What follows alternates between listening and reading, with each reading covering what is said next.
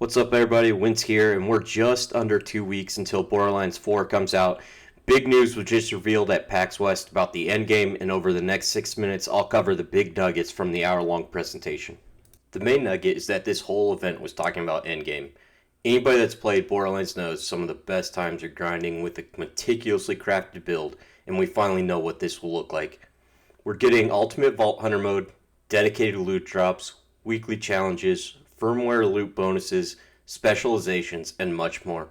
Stick with me for the next few minutes as we break down all that Borderlands 4 has to offer. Right out the gate, we learned that Ultimate Vault Hunter mode is going to be the centerpiece for Endgame. If you like taking your Vault Hunter through the epitome of risk-reward gameplay, then buckle up. You'll start this as soon as you finish the campaign, and turning on this mode will give the ultimate challenge. Enemies will now have modifiers, bigger health pools, increased damage scaling, and resistance to elemental effects, all plaguing your capstone runs. With these challenges comes greater rewards of XP, cash, and iridium, which you'll need to respec and rearm weapons. I'll talk more on that here in a minute when we talk about firmware and specializations. If you achieve victory in these challenges, you're rewarded with a climax wildcard mission, and then succeed here, and you are rewarded with the next Ultimate Vault Hunter level.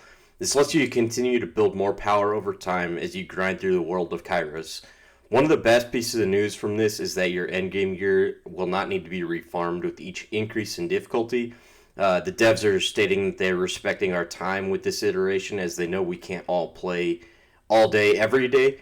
So that said, though, there's still 30 billion weapon combos, so there's always something more to farm. Now, speaking of more and stronger loot, building upon fan feedback from previous Borderlands games, BO4 is offering dedicated loot drops to enhance loot farming. Farming the same boss over and over has just become much easier, but now you also fight across the world through a variety of enemies to find that perfect weapon or gear drop. Remember when fighting bosses, or farming bosses, meant fighting the boss over and over and over again, and you had to log out, log back in, log out, log in, doing this over and over until you got what you want? Well, now Moxie is bringing a new quality of life changes. You can spend Iridium at endgame and be teleported straight to the boss that you want to fight. You can do this in co-op with friends, making this a huge win for farming quicker and easier. And once again, this is the devs showing that they value our time. We're also getting dedicated drops in form of weekly challenges, which I'll cover, well, right now. Weekly challenges are going to come in the form of the weekly big encore boss. We'll all face off against a tougher version of a boss with an even better loot pool odds. And then remember Moxie's big quality of life change? Well, that's the big encore machine. You can use this new feature to face off against the weekly boss over and over again, and this brings multiple features into one for more enhanced loot farming. The boss will also have a better chance to drop the legendary from that boss's specific loot pool, and you can essentially keep farming the weekly until you get the perfect roll for the ideal drop you need for your build. Also, Maurice is back with a weekly rotation. His black market machine is going to spawn somewhere in Kairos. You'll need to find it so you can use your in-game monies to buy whatever legendaries he has to offer. One thing that I kind of like with how they're doing this right now is that my loot is going to be different than yours and different than anybody else that plays the game. I like to play co-op through most games, so now playing with friends will be even more rewarding as we can share these roles with each other.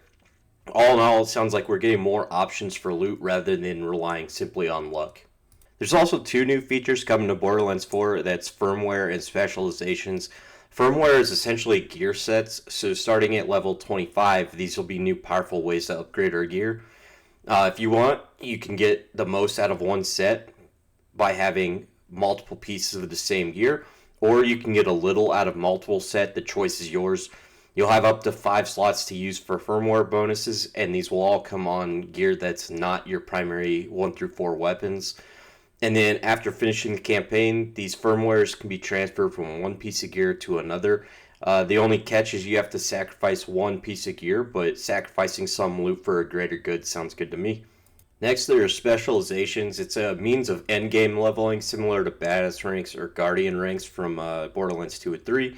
These let you invest points into new skill trees just for the endgame to further power your builds. The best part of these are account-wide, so each character you play will share the same endgame leveling XP. There's no need to grind all the XP again. You simply pick up where you left off with each new character. There's 4 basic, straightforward buffs, followed by passive buffs that can be equipped into your build to make your Vault Hunter even more powerful.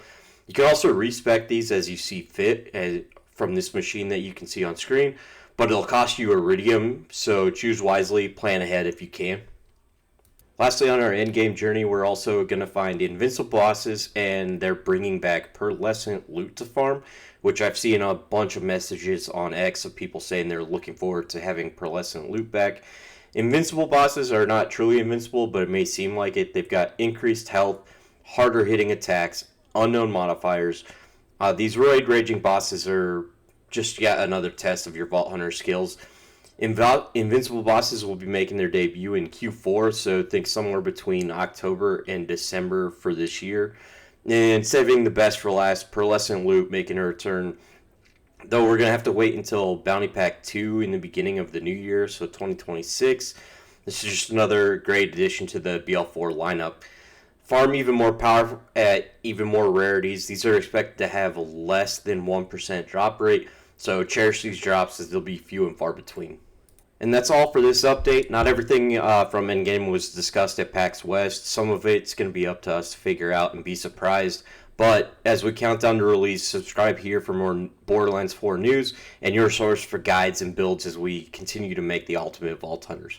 See you!